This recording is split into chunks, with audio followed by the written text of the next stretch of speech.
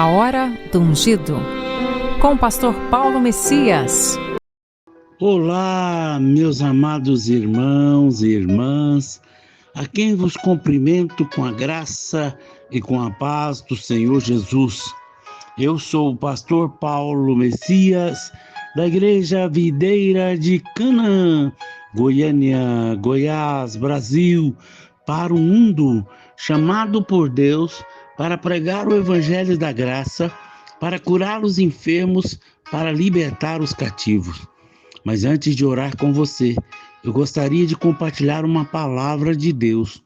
O que significa decair da graça? Preste atenção. Sempre que falamos a respeito da graça de Deus, algumas pessoas gostam de mencionar o texto de Hebreus 12, o qual diz que sem santidade ninguém verá o Senhor. Mas essas pessoas não leem todo o texto, cuja abordagem principal consiste numa exortação aos irmãos, para que não se aparte da graça de Deus.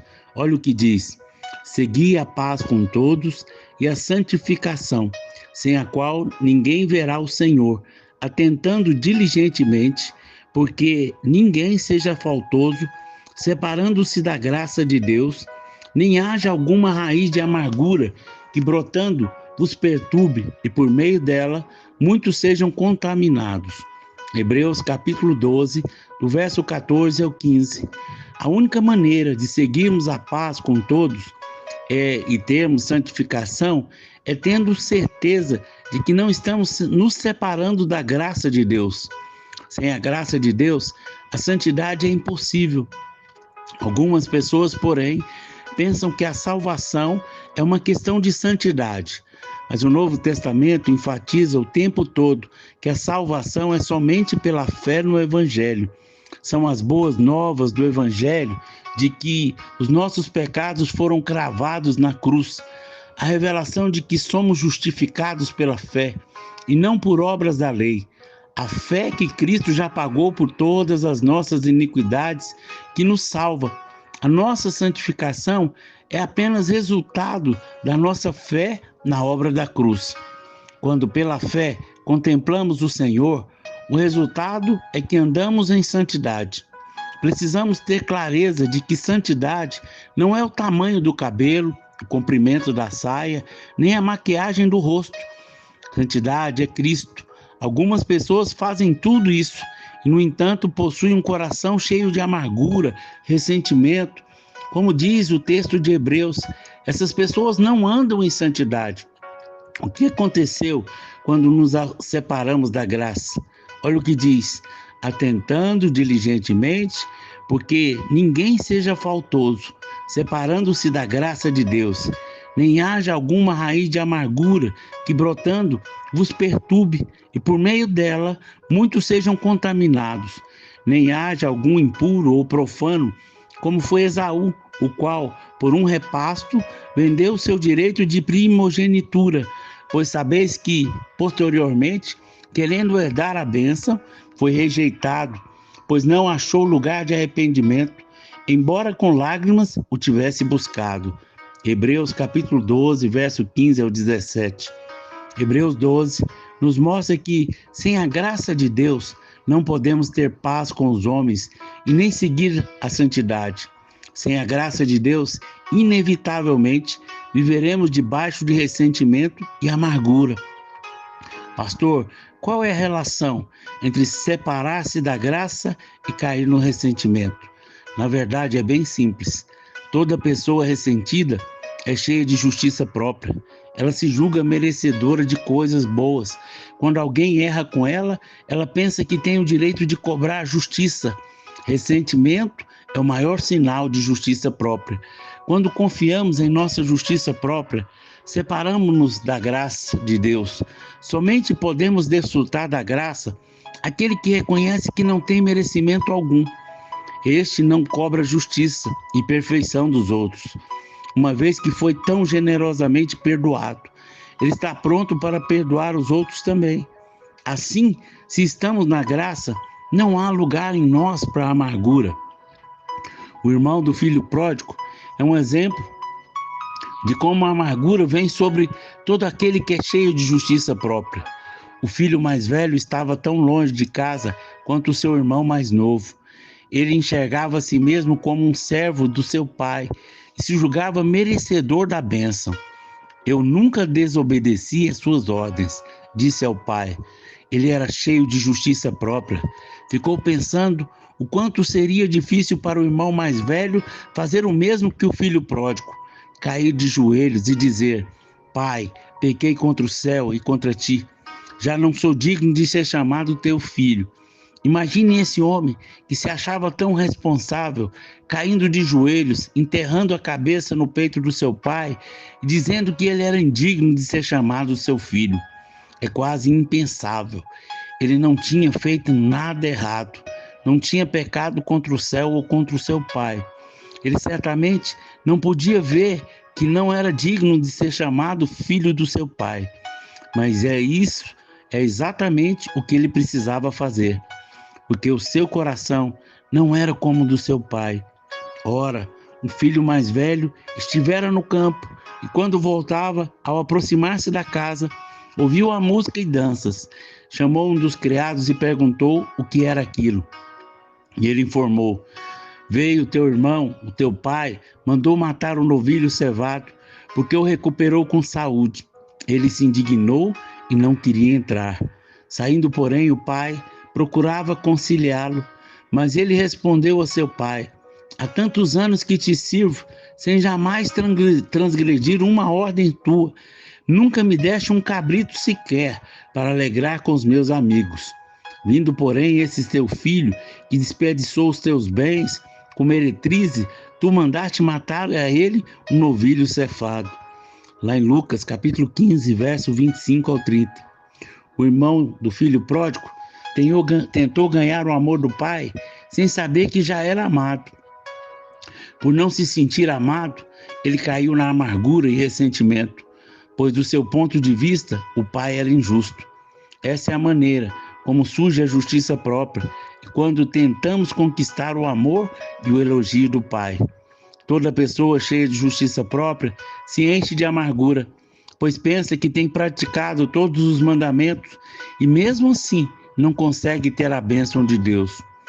A justiça própria é o resultado do nosso desejo de conquistar o amor e a aprovação de Deus.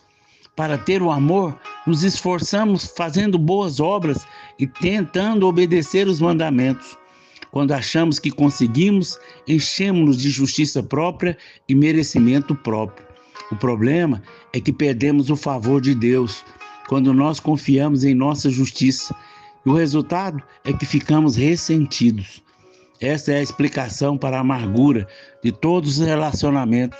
Se o marido se esforça para agradar a sua esposa e percebe que ela não reconhece os seus méritos, ele se enchará de ressentimento se ela, por exemplo, não elogiá-lo, em vez disso, elogiar o líder de célula. Qual é o problema desse marido? Ele faz todas as suas obras para ter o amor da esposa e não porque sente que é amado por ela. Podemos aplicar esse princípio a todos os nossos relacionamentos. Você faz as boas obras para conquistar o amor ou porque sabe que é amado? A resposta a isso o coloca debaixo da lei ou da graça. Assim fica fácil perceber como a amargura está relacionada com a justiça própria. Sempre que procuramos conquistar o amor de Deus, em vez de crer que já somos amados, caímos na justiça própria. O texto de Hebreus 12 diz que a amargura é contagiosa. Uma vez que ela surge, vai contaminar a muitos. Toda pessoa amargurada gosta de compartilhar com os outros a razão do seu ressentimento. A amargura simplesmente destrói a vida da igreja. Uma vez que há amargura, a próxima consequência é a impureza. Mas ainda há alguma relação entre amargura e impureza? Tenho visto, por exemplo, em minha experiência, que normalmente uma mulher só cai em adultério se estiver ressentida com seu marido. Ela pensa que não é amada e por isso se permite pecar. Porém, a impureza sexual não é a raiz, ela é o fruto. Tudo começa quando a pessoa se separa da graça de Deus. Uma vez que ela sai da graça, cai no ressentimento, e do ressentimento vem a impureza sexual. O resultado final é que a pessoa pode se tornar como Esaú, que não atribuiu valor às coisas espirituais, pois vendeu a bênção da primogenitura por um prato de comida. Quanto mais nos separamos da graça, mais nos tornamos naturais, indiferentes às bênçãos de Deus. No passado, eu pensei que Esaú não podia se arrepender ou não teve um arrependimento genuíno. Todavia, lendo outras traduções, percebi que isso é um erro. A tradução na linguagem de hoje diz que Esaú vendeu seus direitos de filho mais velho por um prato de comida. Depois quis receber a bênção do seu pai, mas foi rejeitado, porque não encontrou um modo de mudar o que havia sido feito, embora procurasse fazer isso mesmo com lágrimas. Na verdade, foi Isaac que não se arrependeu ou mudou de mente em relação à bênção da primogenitura. Esaú é colocado em Hebreus como exemplo de alguém que decaiu da graça. Mas decair da graça significa tentar se justificar cumprindo a lei. E Esaú viveu muito antes da lei. Como então ele caiu da graça? Creio que ele sempre tentou conquistar o amor do pai por meio das suas performances e das suas obras. Isaac amava Esaú, porque saboreava a sua caça. Rebeca, porém, amava Jacó. Gênesis 25, verso 28. Isaac amava Esaú por causa das suas obras, mas Rebeca amava Jacó, ponto final. Todas as vezes que tentamos conquistar o amor de Deus por meio de nossas obras, caímos na justiça própria, consequentemente, decaímos da graça. Os pais devem ser cuidadosos para não condicionar o seu amor aos filhos à performance deles. Isso faz com que fiquem toda a vida buscando conquistar o amor dos seus pais. Essa é a origem de todos os distúrbios familiares. A mesma coisa acontece no relacionamento conjugal, quando a mulher vive tentando merecer o amor do marido e vice-versa. O resultado é justiça própria e depois traz a amargura. É importante frisar que todas essas consequências, como amargura, impureza, desprezo pelas coisas espirituais, acontecem por uma única razão: porque nos separamos da graça de Deus. Essa é a raiz de onde procede todos os problemas. Aleluia. Pai, quero orar por mim e por todos os meus irmãos que, ao ouvir essa mensagem, tenham revelação da graça, que eles nunca deixem se separar dela. Que o Senhor nos livre da queda, nos livre da justiça própria, nos livre de todo o mal, em nome de Jesus. Amém, amém e amém. Meu amado irmão, minha amada irmã, você que me ouve através do canal do YouTube, comente aí no nosso canal, nos ajude a divulgar, para que cada dia mais os irmãos conheçam o Evangelho da Graça. Se você foi abençoado com essa mensagem, aí tem o número do Pix, que você pode nos ajudar a pregar o Evangelho. Através da sua oferta, nós levamos pessoas para o encontro com Deus, onde elas ouvem a palavra e são transformadas. Através da sua oferta, nós também levamos cestas básicas para aqueles que não têm nada. Nos ajude a pregar o Evangelho. Seja um semeador. Através da sua oferta, nós vamos continuar pregando o Evangelho. Se você foi abençoado, seja um semeador. E a Bíblia diz mais, que tudo aquilo que você semear, você vai colher. Não do mesmo jeito, não do mesmo tanto, mas Deus vai multiplicar a sua sementeira.